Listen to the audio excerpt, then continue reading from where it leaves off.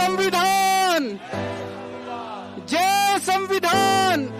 जय भीम जय भारत। जब इस देश का कोई भी बच्चा कॉम्पिटिटिव एग्जाम देने जाता है, ना तो वो सिर्फ पेपर देने नहीं जाता, अपने पूरे परिवार का सपना और अपने भविष्य को लेकर जाता है।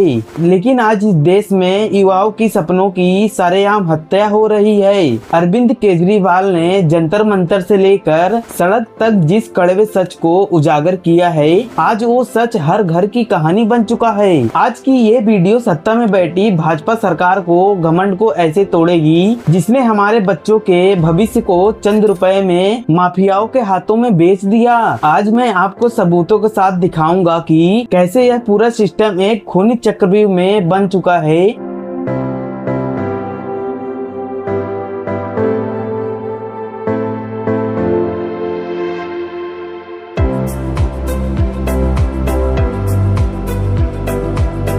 अगर वीडियो पसंद आए तो वीडियो को लाइक करना और चैनल को सब्सक्राइब करना बिल्कुल ना भूलें। भारत माता की, भारत माता की, इनकलाब, वंदे, जय संविधान, जय संविधान।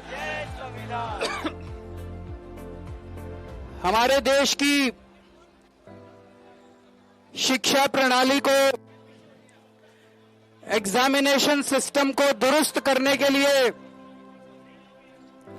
पूरे देश के युवा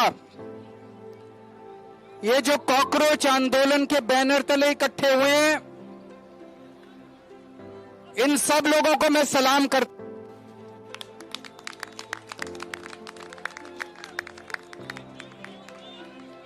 मैं सोनम वांगचुक जी को सलाम करता हूं।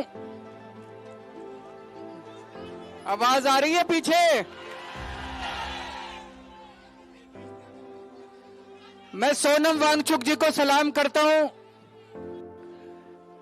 जो अपने लिए नहीं, आप लोगों के लिए, युवाओं के लिए, हमारे देश के बच्चों के लिए अपनी जान दांव पे लगा के पिछले 19 दिन से अनशन कर रहे हैं। आज उनका 19वां दिन है। सलाम है देश के इस युवा जोश को जो अपने हक के लिए सड़कों पर लाठियां खा रही है। ये युवा आज बीजेपी की इस भ्रष्ट प्रणाली और एग्जाम सिस्टम को उखाड़ फेंकने के लिए इकट्ठा हुए हैं। जब युवा जागता है तो सियासन डोलने लगता है, लेकिन तानाशाह सरकार को ये आवाज सुनाई नहीं दे रही है।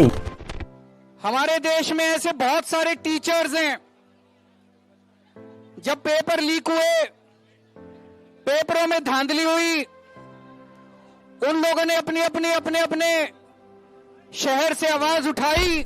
जरा ध्यान से सुनिए इस महान देशभक्त की आवाज को। सोनम वांगचुक आज अपने लिए नहीं, लद्दाख के लिए नहीं, बल्कि इस पूरे देश के बच्चे और युवाओं के भविष्य के लिए पिछले 19 दिन से अनशन पर हैं। जिस देश में एक सच्चे शिक्षाविद को अपनी जान दांव पर लगानी पड़े, वहाँ की सरकार डूब मरने लायक है। उनको गिरफ्तार कर लिया गया, उनको तरह तरह से टॉर्चर किया गया, उनके खिलाफ एफआईआर की गई। उन सब लोगों को मैं सलाम करता हूं। सोनम वांगचुक जी एक बहुत बड़े एजुकेशनिस्ट हैं। लद्दाख के लिए, देश के लिए उन्होंने पहले भी कई बार अनशन किए हैं।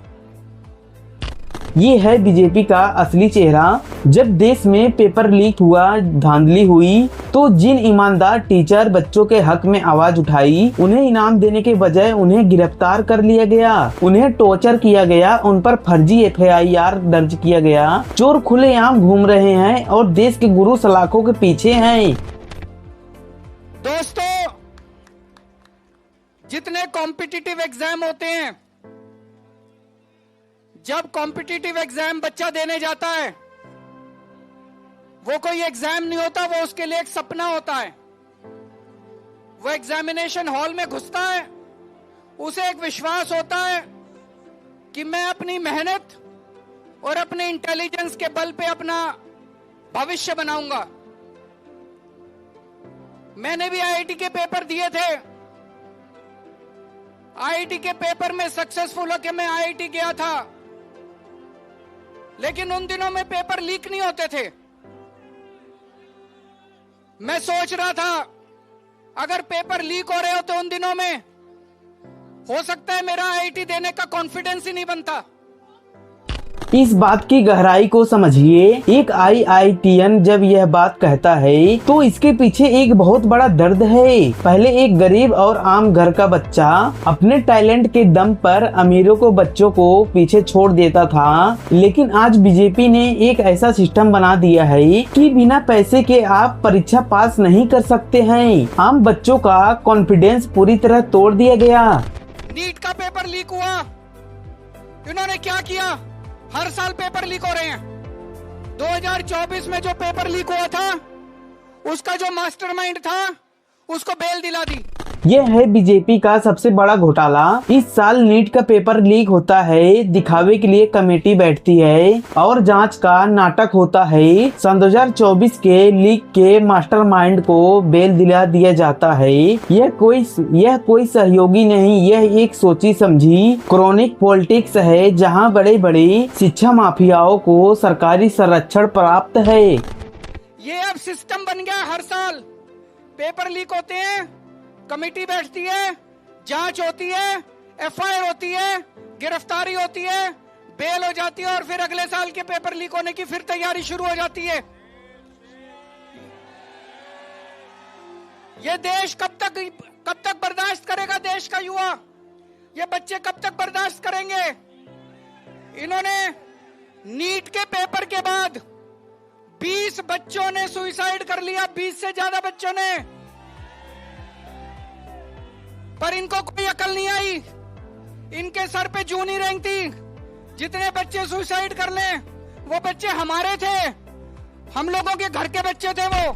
नीट के इस गंदे खेल से आज 20 से ज्यादा बच्चों ने सुसाइड कर लिया, लेकिन इस अंधी बहरी बीजेपी सरकार को सर पर जूं तक नहीं रेंगी। वो बच्चे किसी नेता या मंत्री के नहीं थे, वो हमारे और आपके घरों के चिराग थे। इन बच्चों की मौत की जिम्मेदार सीधे तौर पर यह सरकार और उसका भ्रष्टाचार सिस्टम है। लेकिन इन्होंने कुछ नहीं किया।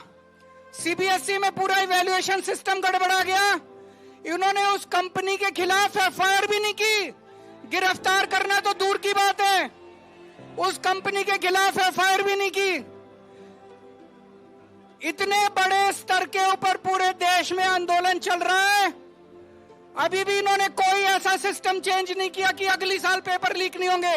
अगली साल पेपर फिर लीक होंगे, अगली साल बच्चे फिर मरेंगे, अगली साल हमारे बच्चे फिर आत्महत्या करेंगे। ये सिस्टम कब बदलेगा?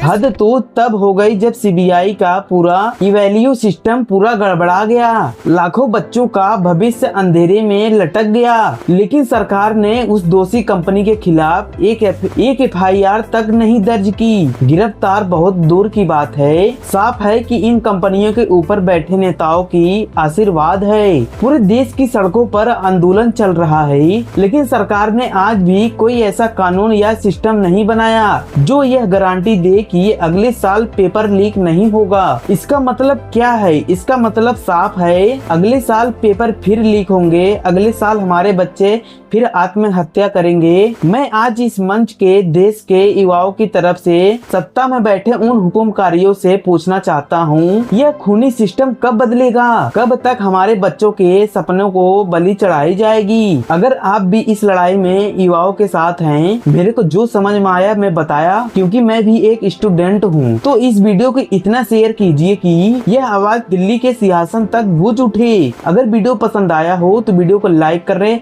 और चैनल को सब्सक्राइब करना बिल्कुल ना भूलें। तब तक के लिए जय भीम, जय भारत।